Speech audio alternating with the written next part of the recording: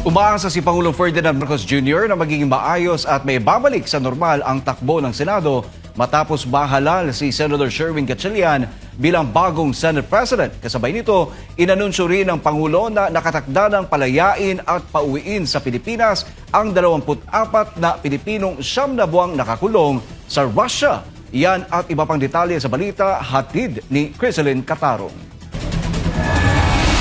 Sa kapihan with the media sa Kazan, Russia, sinabi ni Pangulong Ferdinand Marcos Jr. na inaasahang magbibigay daan ang pagkakahalal ni Senator Sherwin Gatchalian upang muling maging maayos at organisado ang trabaho ng Senado, lalo na sa pagtalakay ng mga priority bill ng administrasyon. Ayon sa Pangulo, marami sa mga panukalang batas na isinama sa isinagawang special session ay matagal nang itinuturing na prioridad at naaprubahan na ng Kamara. Aniya, hinihintay na lamang ang aksyon ng Senado upang maging ganap na batas ang mga ito. Binanggit din niya na naapektuhan ng mga nagdaang alitan sa Senado ang pag-usad ng ilang mahalagang usapin. Kabilang ang mga appointments sa Department of Foreign Affairs at promosyon ng mga opisyal ng militar. Dagdag pa ng Pangulo, mahalagang maipasa agad ang mga panukalang batas, lalo na sa gitna ng kinakaharap na krisis sa langis na dulot ng tensyon sa gitnang silangan.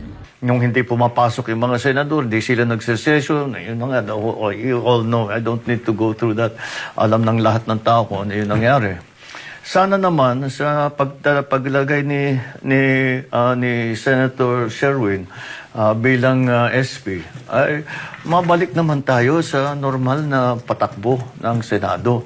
Samantala, ibinahagi rin ni Marcos ang pinakahuling impormasyon hinggil sa 24 na Pilipinong nakakulong sa Russia sa loob ng 9 na buwan.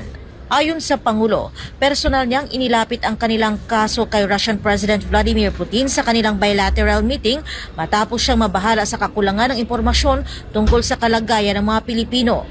Sinabi ni Marcos na nagulat din si Putin nang malaman ang sitwasyon at agad nitong ipinag-utos ang pagsisiyasat sa kaso. Noong nag-bilateral meeting kami ni President Putin, binanggit ko ito.